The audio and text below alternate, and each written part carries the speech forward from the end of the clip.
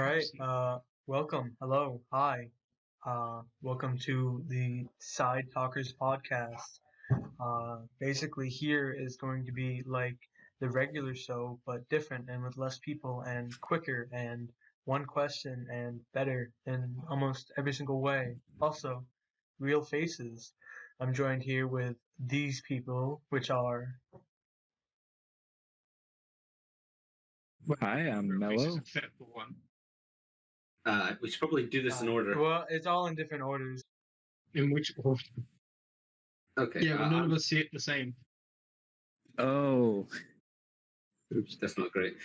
I'm Grimsby. Hello. Good as fake names. The other Englishman. Zach, the best Englishman. He's from the UK. He's not English. It matters. Important. So it's not like there are, hundreds of wars waged over that difference, but whatever. So, right. So, here we are going to pose a very vague and difficult question that most philosophers have no idea how to come at. But we're going to do it. So the question is, how do we identify self? Like, how does one quantify an individual? Are we the entity of our body? Are we our name? Are we what are we? Are we shared? All that stuff.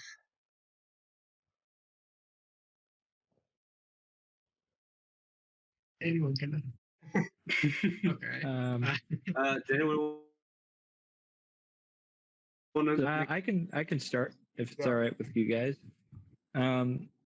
I would say that a person is a combination of their experiences and their biology. Now, where that gets tricky is because their experiences affect and create their biology, right? So when you experience something different, your neurons in your brain are actually changing. So it's really one and the same, or, one is affecting the other. So that's why the line is hard to draw for that. And then obviously, before we knew about neurology, we had a lot of more esoteric discussions, about what even is a person and things like that. But I think now that we can definitely say that the majority of oneself is, within their brain, their physical brain.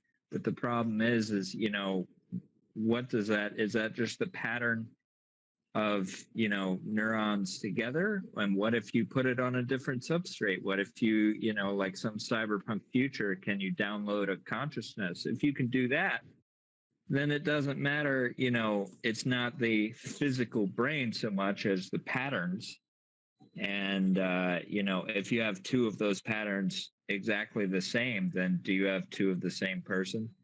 So yeah, that I'm not going to attempt to answer that question because, again, thousands of people before us have tried, but that's I don't know. That's my first thought. I've got a little bit of a point. All right.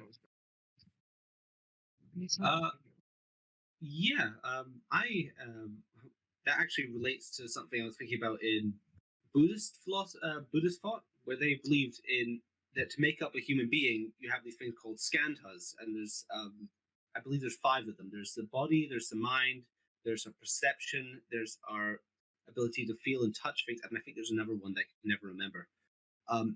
In Buddhism, they believe that that all of these things make up a person, but the thing is, none of these things are remotely permanent. All of these things change over time. Therefore, your individual self is constantly changing. So, define your individuality. You don't really. Well, you have one, but it's not permanent. There's no permanent fixture about you. There's nothing that will stay exactly the same. They talk about this in the terms of karma, but I think it's relevant here. Yeah, because even from a scientific perspective, your neurons are changing constantly. So do you say that I am a range from, state A to state B, and anywhere in between there, or those similar types of states is who I am? But like, how do you define that range? And you could get into a bunch of weird stuff there. Also, how is it related to having a body?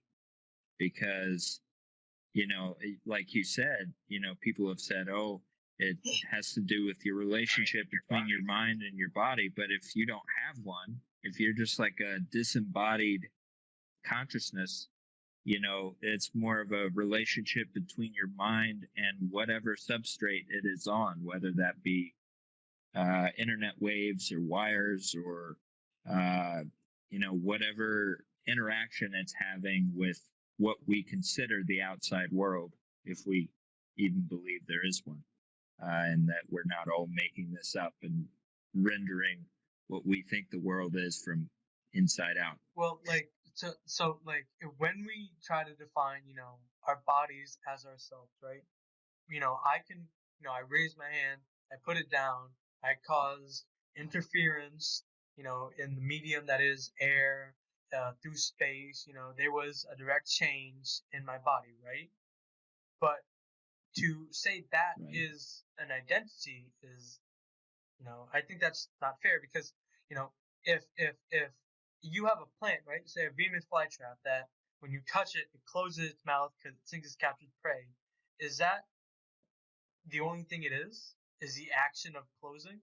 Because just like us, it's just a less complex biochemical computer, right? Just like a computer, sense, Right.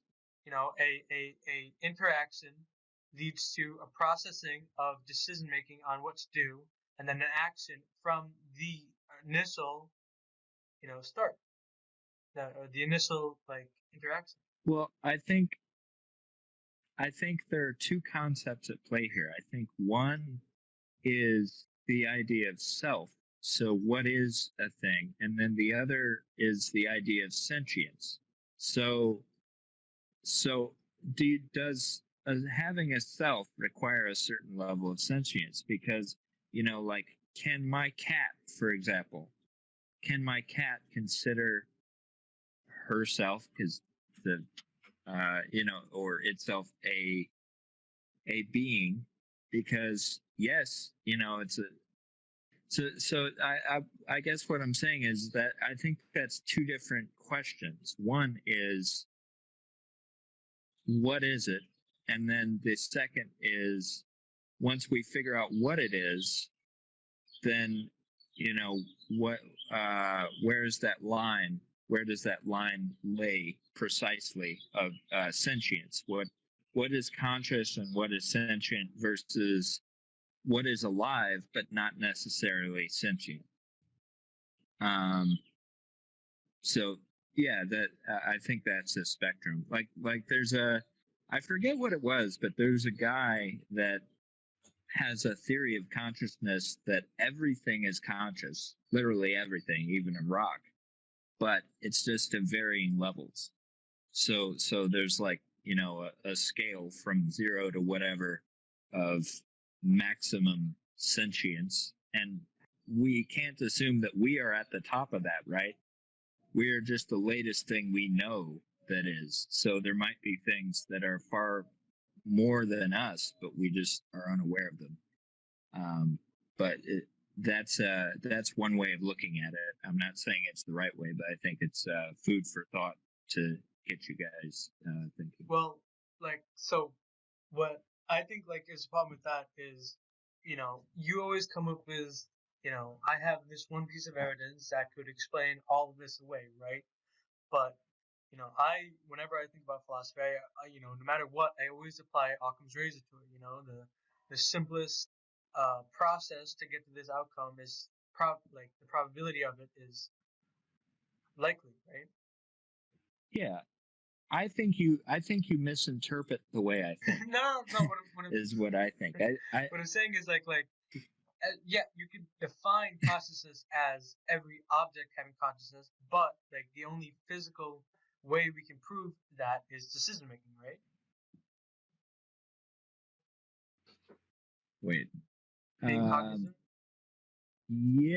yeah, but then what do you define as a decision being made? Like, I think you think I see things in one way, whereas I'm not necessarily trying to say that, oh, this is the way things are. What I'm saying is this is the way one Oh person yeah, views no, that's, things. Now give me opposite viewpoints that either work with or don't work with that view, so that we can just kind of explore the sandbox here of the way different people see things from different perspectives. That's all I was saying. I mean, so like, what? Okay, well, I think when you have to define consciousness, right? Say we were omnipotent, Right. right? And we knew if something was conscious or not, right? I think we would define what Okay. consciousness would be as a state of processing, right? Like I'm proud. I'm just doing this Right. from memory, but when you say an AI is uh, like an AI when it is cognizant, is when it is capable of using determining factors to come to a solution without assistance, right? Building its own pathways to find conclusion, right? Yes, I would say that would be a good general Exactly. definition. Although, How are you defining assistance here? Like using existing Because logic. we can give it some in a factors. right, because you If give you- it a initial architecture, right? You still have to define. So, yeah, like In a way- that's where it gets a little tricky. You can Wait. give a computer a bunch of sensors and let it decide the optimal outcome for whatever it senses. That's not necessarily sentience, though. Right, but you already So, have Right. established how you- what And- those, how to determine the best outcome, right? The computer didn't determine how to find the outcome. It just used the hardware or software So you put into it to we- achieve that goal. I mean, that is the external existence. We don't really No. currently have. We don't have sentient AI right now, but we do have AI that is capable of learning and developing its own strategies, which we have Right, tested, that's what I and was it saying. finds the optimal outcome itself without us Mhm. telling it. For example, Right. the OpenAI hide and seek stuff, they found ways to blockade themselves. And for people who don't know, the OpenAI hide and seek thing was you had AI trying to hide from other AI who were seekers. They would hide themselves with blocks, and then they would find way. They eventually learned to abuse the physics in the engine to launch each other outside of the map, I believe. So they're finding and deciding on their own already. But they Right. had to learn But I that guess way, right? They had to learn that I followed. Yes, we didn't tell them Yeah, that. exactly. You didn't tell them. They just so figured that out. That is what I mean by external assistance, right? We didn't already program software saying, find this method because it's going to be the most efficient, and learn that. yeah. I wouldn't But describe that the AI. thing is, the way I see it is, you still give it. Well, see, that's the thing, is it's hard to draw the line between the environment and the thing itself, because so you have a computer, right? A bunch of silicon, and architected in a certain pattern that we like to call a Core i9 processor, a computer. So the thing is you when we say it learns, it didn't self-organize in the sense that we still have to set it up. You still have to initialize it to start learning, correct? Like, it didn't just like if you think of compared to what we traditionally think of as life in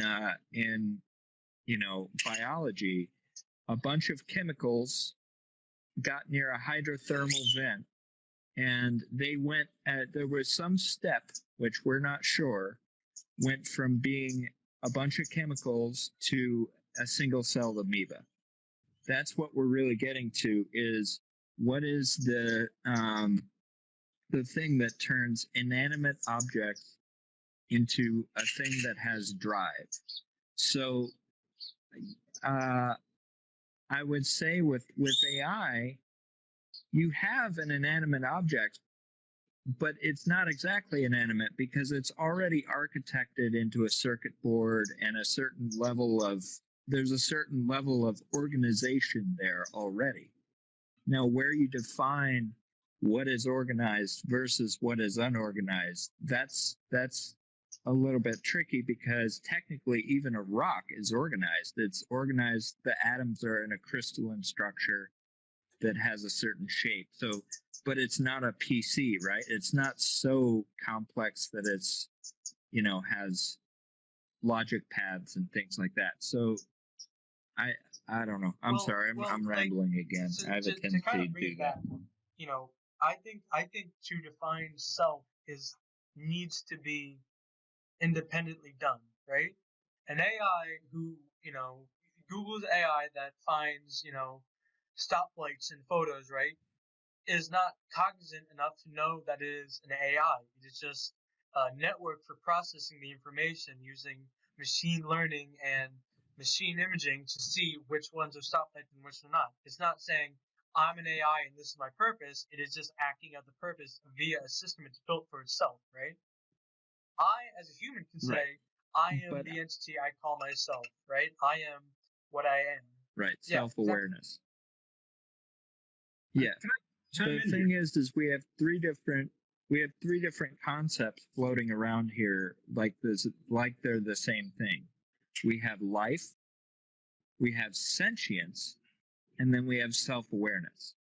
I think each of the three of those are separate, if not closely related topics. So I don't know. But yeah, what do you guys think? Like, it seems to me like we're basically trying to answer one question by bringing in three other things that each have their own set of questions.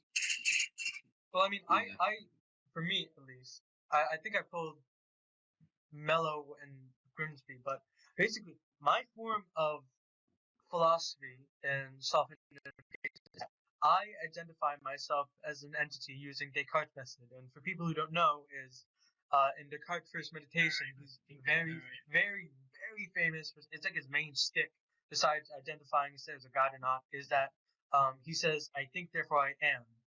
Therefore, my ability of cognizance proves that I am an entity, right? And, he elaborates on that, but to paraphrase, the only thing I cannot prove is that I can doubt, right? I can doubt, therefore I cannot disprove that I don't have the ability to doubt, which is a long-winded saying of, because I can do this, meaning that I am the entity doing it, right? Because I can doubt, it means that I am making the process to doubt, right? And so I take that information, right, and I take that, and by logic, I cannot prove anything else 100%. I cannot prove I'm sitting here. I cannot prove I'm talking to you guys. I cannot prove we're recording a podcast right now. What I can prove, is that I have the ability to doubt. Therefore, I am some sort of entity within this external reality, right? Say right now, I'm the CPU on on a laptop from the future, right? I am still the self that I can identify as, right? And in my self independence, I can still identify myself being cognizant in my own entity. You can be a separate entity and still not be a self, and still not be an I. Like, there are rocks, there are trees, and it depends on levels of abstraction. Like, in a computer, you have a function, right? I want you to point to me which set of electrons correlates to a function or an object or any variety of software terms, right? It's just a logical abstraction of a bunch of things, but yet it is also a thing in and of itself. So, wait, did I have a point to that? I'm sorry. See, I get it. Zach, you get what I'm saying, right?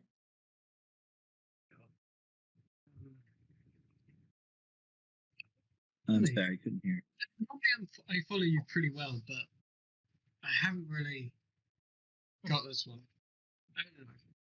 It's not just I'm very solid in how I identify self in my own thoughts, I guess, which is you are the acclamation of your experiences.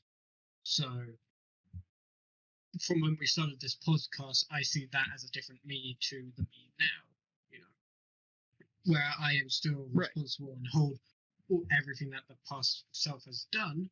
I am not necessarily that person who would make those decisions again. So I should probably look at the camera when I say this.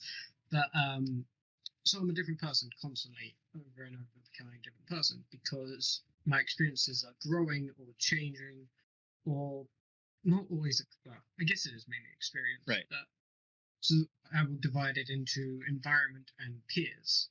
I guess people are kind of part of your environment. There's a separation.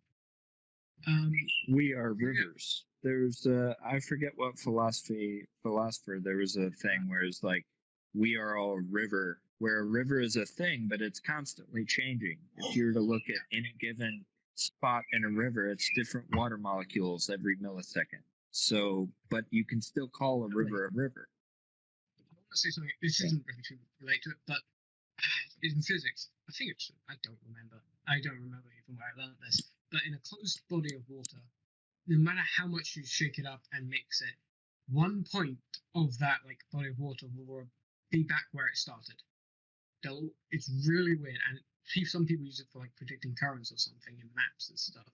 I never looked too much into it, but it's a really weird thing to just know that something's going to always end up back where it started. I mean, it's nothing to do with self. Okay, so by regular philosophy, you have the two opposing ideas, which is chaos theory and determinism, right?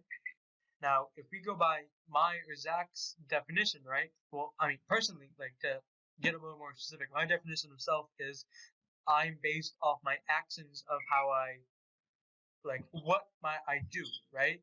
I take this water bottle, I throw it, right? I am the entity that threw that. That's how I can easily identify myself, right? I did that. You guys can say that man, he did that, right? That is how I am the definition, because we are quantifying it on what we already hold true, right? That there are names for people, that we identify people for ease of circumstance. Ever since we could speak, right. That's a rock, that's water, that's food. This is this human, stable communication. Right. We describe. I get what you're saying. We describe things in terms that we're already familiar with, so that we already taint it with associations of the soup that we're already involved in. So we can't describe things outside of our own experiences because we don't have the words, or we don't have the ability to associate something with something that we already it would be like trying to build something out of sand, but you only have sand, so you can never build something out of something other than sand. So it's like their entire experience is in relation to the sand. Exactly. So what I'm trying to get at is, by human language, I identify myself as my actions because I'm the entity that caused my actions, right? But then we get to the point between chaos theory and determinism, where am I still myself if I do not commit the action? Say someone were to make an exact clone of me, right? Wipe both our memories, right? But we are still cognizant in that we know I'm this individual and that they're this individual, right? But we commit the same action, right? Are we the same person?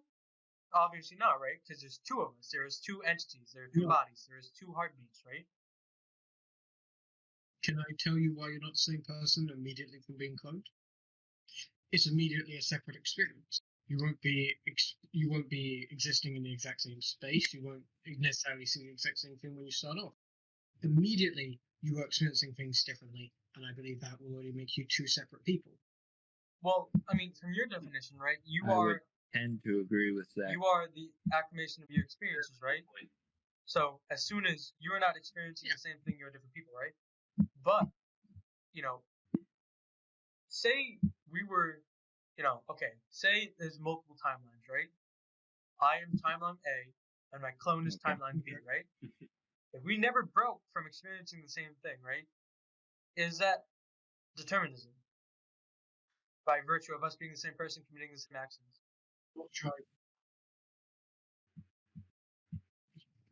Therefore, we are not agents of our actions. Therefore, we are not the entity. Therefore, we are either the same entity or not an entity at all.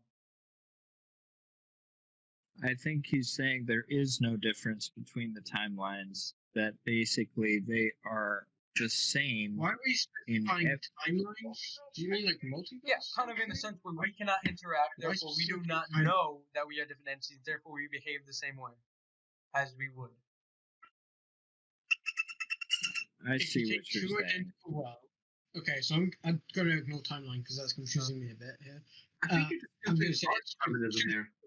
There's also the idea that we are the agents of our own. That while everything else in the universe may be caused and being caused at the same time, as in everything is subject to the nature of causality, our own minds are a place of chaos. So we would not.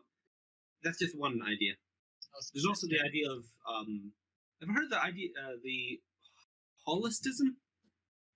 Holistism. Oh, holistic. It's basically Yes, yeah, that's it.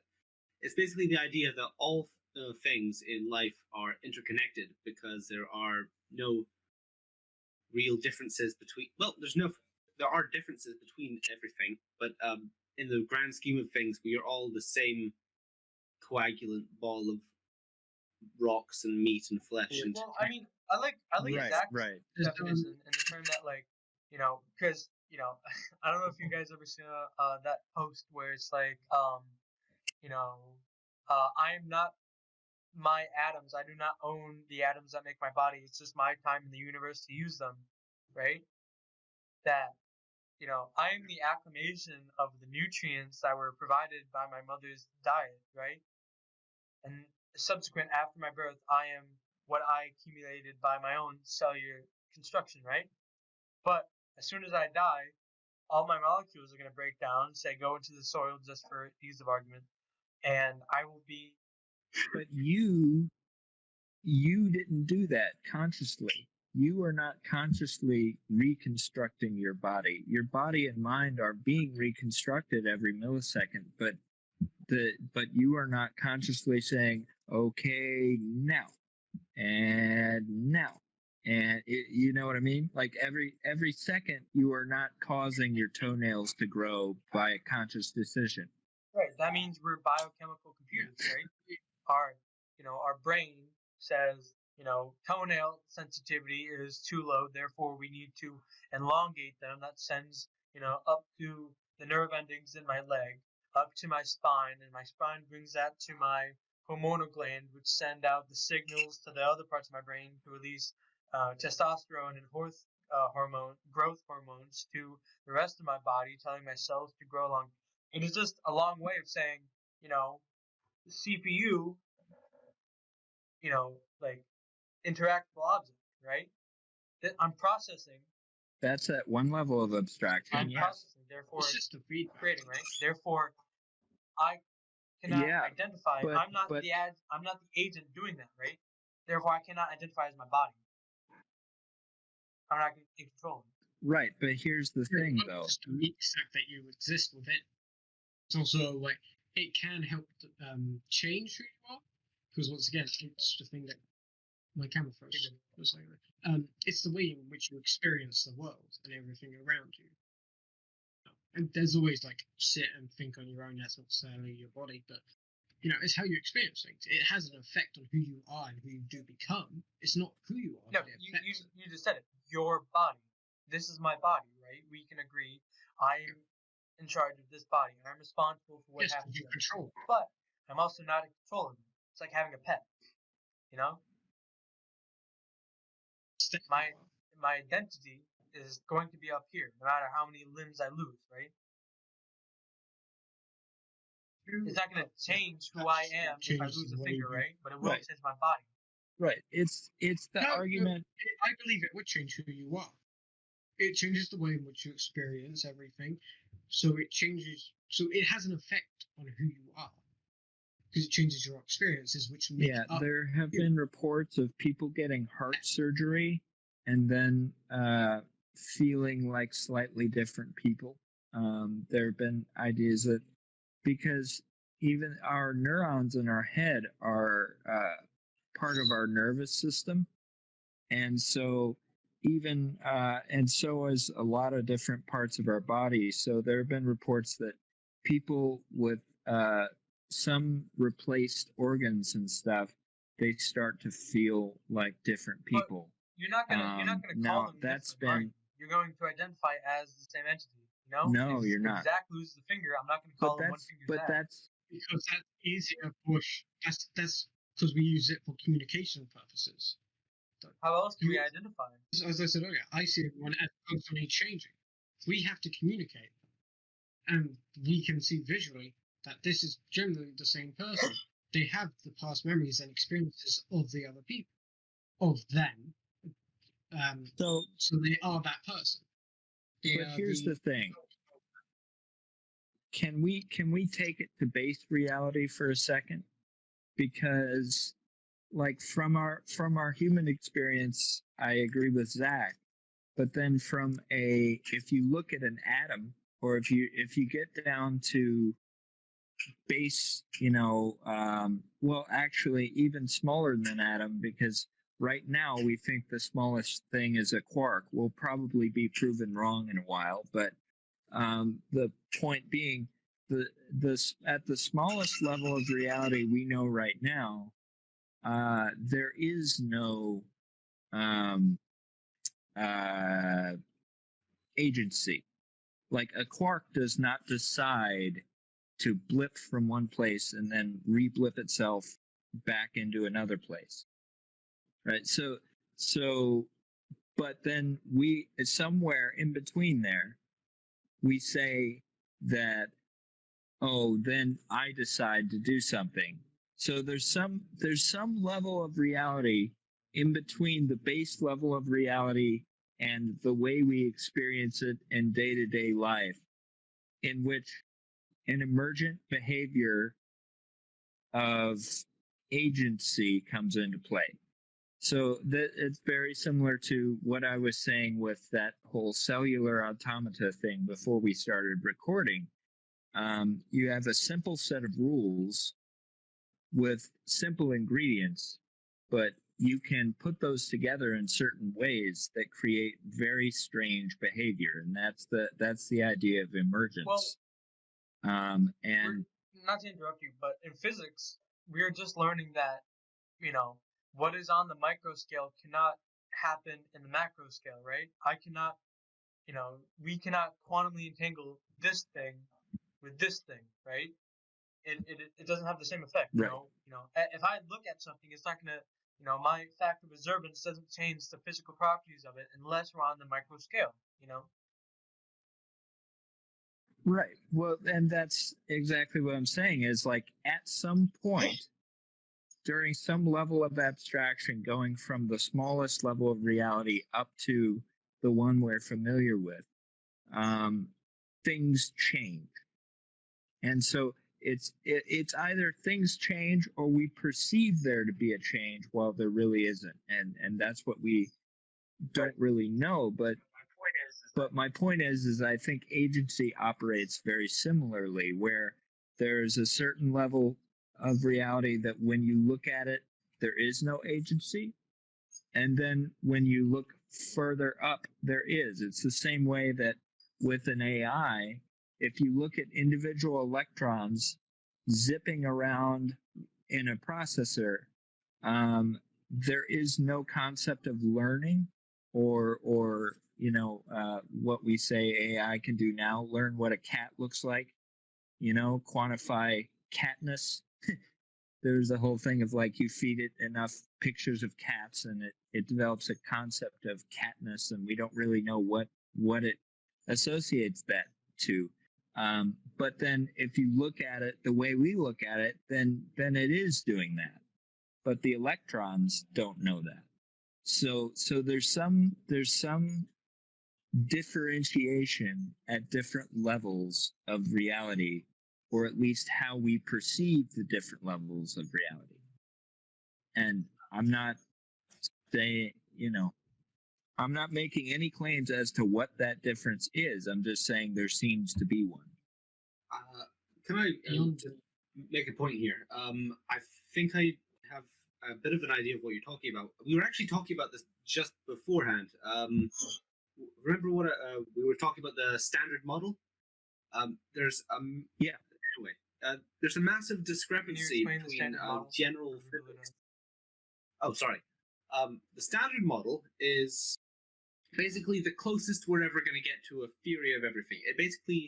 It tries to explain all the phenomena in the universe, even the phenomena we don't currently know that much about, like gravity. It explains gravity through gravitons, maybe, kinda, sort of.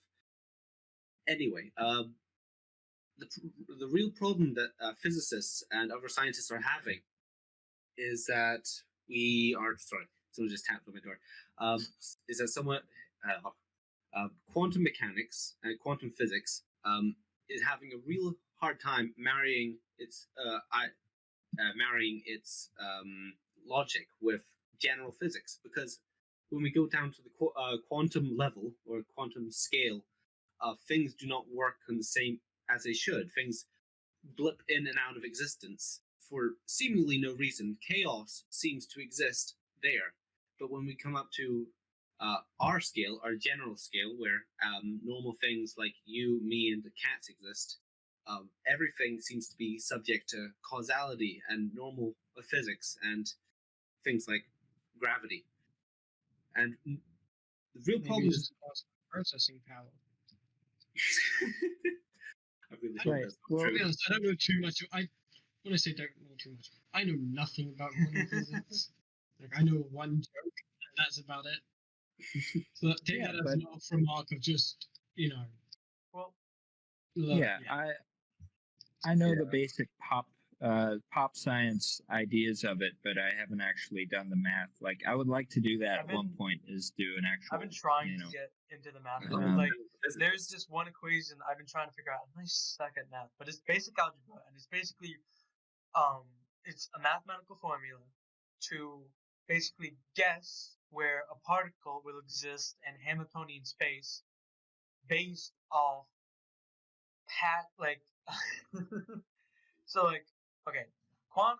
when a particle is quantum, it means it exists in either a binary state of being or neither state of being.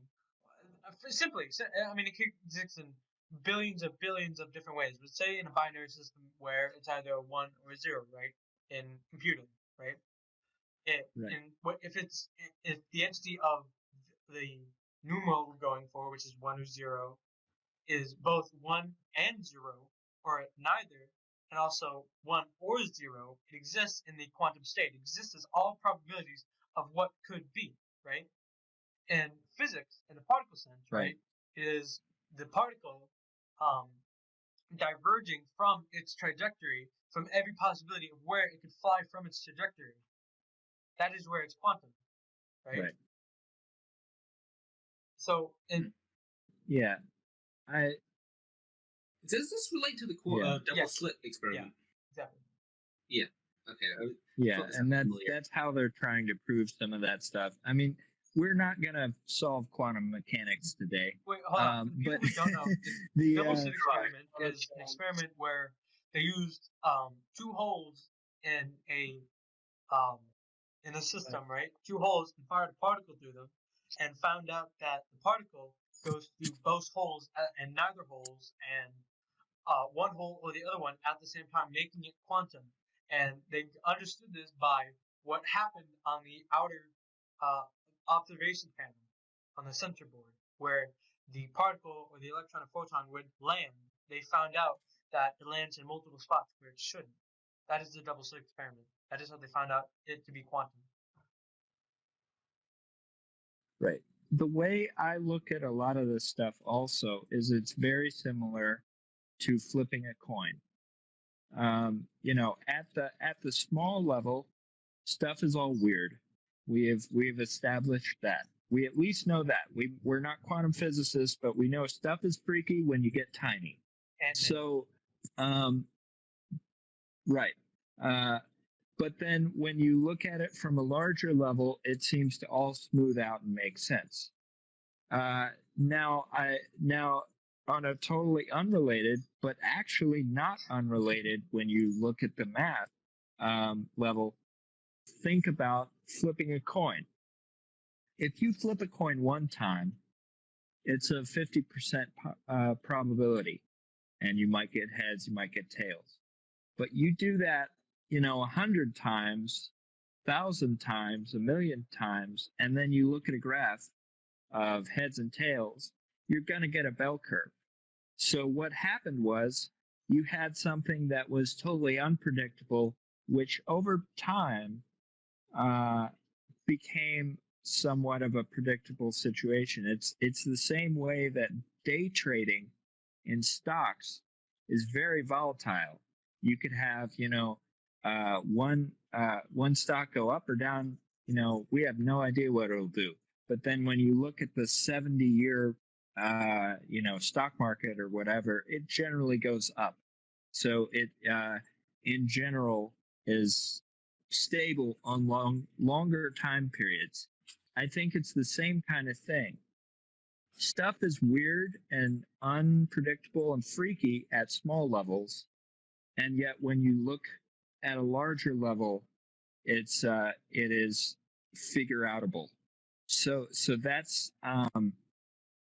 that idea of emergence that I was talking about. That basically chaos and it's not just chaos, but also simple rules can then become more complicated as you look at it from different perspectives. So I think those are actually related concepts in statistics and how reality actually works. So it all depends on what level. So to bring it back on what Mello was saying, right, and that when it is on the micro scale, it changes its identity. When you have, say, two quantumly entangled particles, which means when they are in some sort of quantum relationship where they oppose each other. Say if one's on its y-axis, the other is on its x-axis, they change depending on the other one. It is a relationship we barely understand, yet it's one we can utilize because it breaks laws of causality because it can change itself faster than the speed of light. It depends on what quantum interpretation you take, but it changes its identity based on another thing. So I think even on that scale, my sense of identification still applies because, it is the action that makes its identity, right? It is quantumly entangled because one other particle, whatever interaction it had made it quantumly entangled. Therefore, its identity is that it was quantumly entangled by the action, even on the microscale. It depends on what you define as action, though. So for example, I watch a lot of science documentaries also, and something that I notice is all the time they are saying there will be like that, I forget what that bald guy's name that's in all the documentaries, but he would always fold his arms and say the violence of the universe is crazy, and he would talk about stars exploding and crashing into each other and stuff. And the thing is like, I don't define that as violence, because I would say in order to have violence, you need aggression between two sentient beings. I would say any kind of thing that's just a star crashing that's just chaos. That's not violence. Violence implies the need for death or the need for interaction between living things. And so, in a similar way, I know you guys thought I was getting off topic. I'm tying it back. In a similar way to that it depends on definitions. Your definition of action depends on whether you think that those quarks wiggled with each other intentionally, or if they just wiggled because that's what they do. You know, I know that was a that was a dumbing down a little bit, but Well, you get what I'm you saying. said before, based off my point, was that we taint things by our association of what we already identify, right? I think that, there are laws of our universe that we discover, and then we take those as the granted, and then we change what is already based on it. It's like, for example, the best structure in nature is the arch, right? It's the most sturdy. Da Vinci figured that out, building the Da Vinci Bridge and all that. And we use it today. When we're building giant stuff, we build it arches, right? In cells on every level. The arch is the most structurally sound thing, right? Does that mean that nature figured that out? Or by virtue of evolution, it knew that? No. It was just a factor of the environment that happened because of it. It's not intentional. It's just right. It's the whole argument. Yeah, it's do we invent math or do we discover it? There's this whole thing of like, well, someone gets a prize for coming up with a new equation. It's like, did he really come up with that, or was it a baked-in part of the universe and he just picked it out? It's like picking berries. It's more a tool than a science, I would say. It's a tool. So I'd say it's inventing. Personally, right. My understanding. It could be completely wrong, but how I see I was just saying it's a very similar. I was connecting those two things because to me they're very similar. It's attribution. It's the same way that in law we say, well, for murder you need intent. In order to kill someone, you need to have meant it. You can't just be like some crazy person that has no control over their actions that accidentally whacked a dude with a shovel, right? It's the same thing where you need math, or I'm sorry, not math, quantum. The universe. It's whether or not the universe has intent, and this is starting to open and close certain doors that we normally don't open, and I actually don't believe. I'm just saying. There. Anyway, I provide no answers. I just provide different arguments and how I think they relate together, and then I'll let you guys ramble on it. So, still, I think, it is still the action that defines the entity, right? Okay, say a rock, right, is eroded, right? You say in communication when we speak, the rock, the entity, is eroded. The erosion is happening to the rock. Therefore, it gives it identity, right? If the rock just existed and, it never had anything to apply to it, right? If you can never apply a adjective to it, it is the noun, but is it still, can you prove it exists if it doesn't interact with it? Depends on your perspective. Like if a scientist discovered Q, right, that emitted no radiation, right, electromagnetic radiation, it had no weight, it had, it had nothing that correlates with something that can be quantified except the, photon bounce off of it. How do you prove it exists? That depends on what do you define as something and what do you define as nothing. Is nothing just the absence of everything, or is nothing a thing in of itself? Well, and that, when we quantify something, it has to be something. The scientist holds the cube, but there's nothing to quantify it. Say that The again. scientist holds a cube, but there's nothing to quantify it. Wouldn't the Then the interaction scientist. holding the cube wouldn't that be an But it interaction? can't measure anything about it besides the photon bouncing off of it. You know, I measure myself Does as a shadow my ability exist? of being cognizant. I measure myself as, you know, my physical actions. You know, I measure myself by that. Therefore, I am the identity. If there's no way of measurement, like even Zach's interpretation is that measurement of experiences, saying, you know, I have prior experience, therefore I am the entity that I am from this experience. Is still valid, right? Even in physics, you know, a quantum structure breaks down with observance of the quantity, of the quantification of it, right? Like, you collapse what's known as the quantum wave function, making something not quantum anymore, by proving which state it exists in, by quantifying it. Right. You're saying the actions that happen change things, and that change defines the thing as the thing that it is. I see what, I get where I'm picking up what you're laying down. I don't know that I go there completely. You know, right now I'm looking for my book of Marcus Marcus Aurelius is a, way back when he was a Stoic philosopher, right? And in his philosophy, he believed in soft determinism, but he used a great analogy for it. It was, you know, I'm going to use a modern analogy for it, but imagine a dog being dragged by a car, right?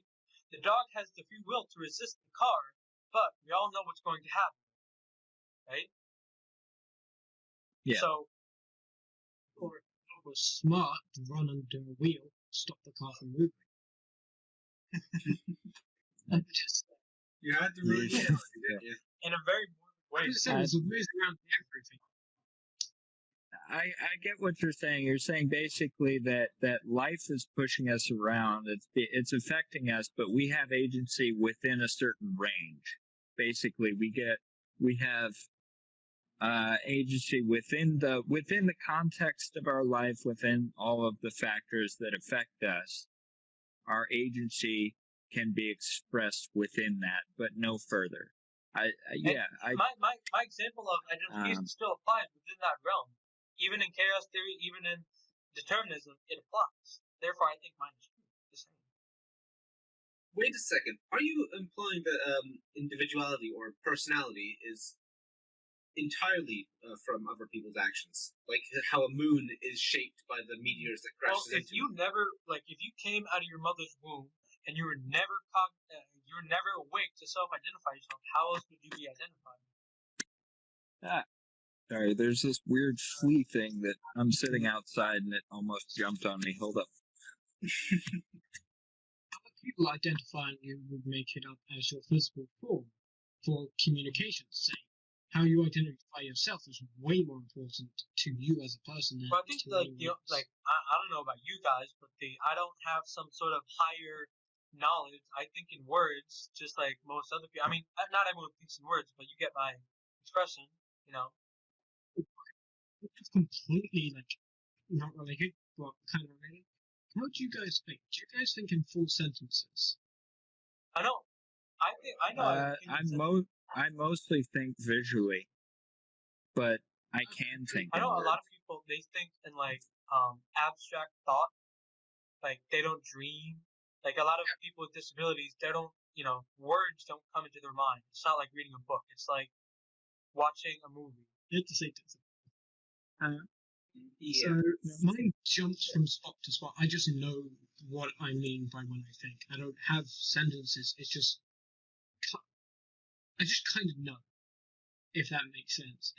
I've never found a good way to explain. Well, I think one time, I may be talking about the wrong person, but I think Helen Keller one time tried to explain how she thought, and it was in what she was taught. It was in the language she was taught, right? It was in the little hand things they did to her. That's how she learned how to think, you know? She understood our reality by that. Therefore, the reality came to shape in her mind by the same language. Right. Yeah, like there are some thought experiments that go like that. Like if you, for example, let's say you are a brain in a jar, right? And the only outputs that we hook you to is a single LED to blink and a something that can sense, I don't know, temperature or a couple things. That would feel real weird because we wouldn't have a body. Our only inputs and our only outputs would be through strange predetermined things. So in that sense, our existence would be very different than what we're used to in normal human existence. So does that change who the person is by changing their experience so drastically?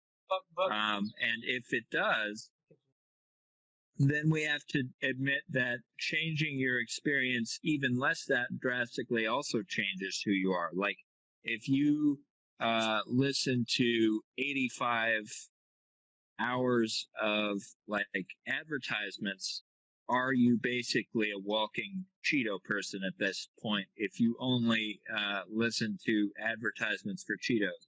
That was a jokey kind of thing, but you get my point. So anyway, still, use my interpretation via you are defined by your actions. If you are if you still have a complex human brain but only have so many outputs, you are defined by your outputs. You cannot be more than what you can do, right? I'm not a centaur because I cannot grow horse legs. Right, but what do you define as what you do? Is it your conscious or your unconscious? Because there's a lot of stuff like we were talking about with the toenail growing. There's a lot of stuff that you do that you are not consciously doing. Do you define that as part of yourself? It's not only as your self-awareness. The self that I talk about. It's also the quantifications of what I am. I don't know. I'm an American. I'm 6'4", right? Those actions caused me to have identity. The actions of birthing me on American soil made me the American. The actions of my diet or whatever unconscious way of body made me 6'4", right? It is still the action that leads me to my identity, no matter if I'm participating or not. If you shoot me, I'm the dude with the gun. Yes. It's a little off point, but I think it's relevant. You were talking about Helen Keller back there and how she learned to think through what's it? Hand reading? Yeah, it's something like that. It was like they poured water on her and then signed out water on her hand.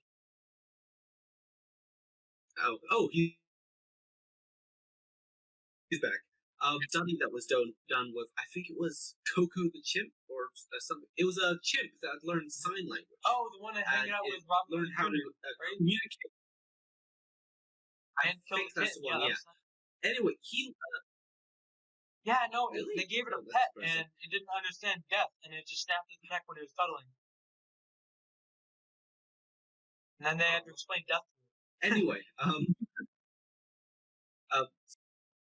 Anyway, all the time that it learned sign language and it was communicating with humans, the researchers who were studying that chimp noticed one crucial thing that is the main difference that we define between self-aware animals and non-self-aware animals is that Coco, even though she could essentially sensibly speak to humans, she never once asked any questions about herself. She didn't ask, who am I? What am I? Where am I? Well, actually, she only asked the questions that they taught her to ask, like where is my food and all that. She just asked, "Give me food. I want food." Yeah, food. That's not a great example, but you know what I mean.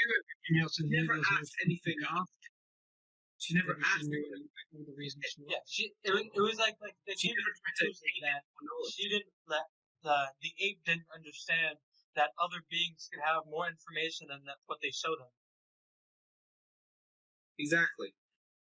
Oh wait, no, there was even a better one. There was I can't find it right now, but there was a study done with toddlers, and they were, I believe the studies went along with something like, Jamie spilled a vase full of water in one room, and then went into the other room, where Susie was. Should Susie tell her parents that Jamie spilled the water? And all of the toddlers said yes, she should, without even considering the fact that Susie wouldn't even know that Jamie spilled the water. That the idea of knowing something, someone knowing something and someone not knowing something, is so completely alien and abstract that it's a real determining factor in whether you're truly self-aware. That is toddlers stupid. I'm saying So okay, let me actually, yeah, pretty much. let me ask you this then, tying it back to our previous deeper discussions. Well, not deeper. I don't want to sound like me, an intellectual, but I mean, broader discussions about how the world works. How do you think is there a difference in your eyes between self-awareness and sentience? Like, can something be conscious without being aware of itself? Yeah, Or are the so, yes, yeah. This will be my my thoughts on it, because I'm no expert. I've never done any sort of study into this stuff, but I would say that being conscious, I'd say, for example, the ape was conscious, the chimpanzee, whatever you call it, was conscious, but not self-aware. It still made basic decisions around it and dependent on its environment, but it's not questioning itself. It's not. Yeah, that's true. So, in that sense, I guess we could call AI conscious, but not necessarily self-aware, because it's aware of its environment. You put it in a Pac-Man game, and it's able to navigate. That was a thing most recently, I think last week. They had them both playing Pac-Man, because it was the anniversary, like 75th anniversary of Pac-Man or something, and they had it playing Pac-Man, but then they went one step further, and they said, hey, recreate what you see. And so they had the AI not only able to play Pac-Man, but then also understand that these are walls, and these are agents moving, ghosts moving within the walls, and this is how you would construct something like that. So it could not only play it but also construct it. So that was a difference. If they're ghosts, why can't they go through the walls? Yeah, that actually never made any sense in Pac-Man. We didn't program spirituality. That's not part of the system. No one installed that feature. Yeah, and why do ghosts only go after pillheads? But I was about to make that joke. Yeah. You cut me off. Maybe they're trying to correct his ways and make sure they don't go down the same path. Why do cops only find come to think of it, you could.